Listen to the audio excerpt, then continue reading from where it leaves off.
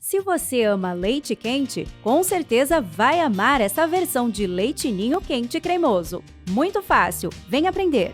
Em uma panela com fogo desligado, acrescente 150 ml de leite, 3 colheres de sopa de leite ninho em pó, 2 colheres de açúcar e uma caixinha de creme de leite. Quando tudo estiver misturado, mexa por volta de 7 minutos até chegar na consistência. Sirva em uma taça e aproveite!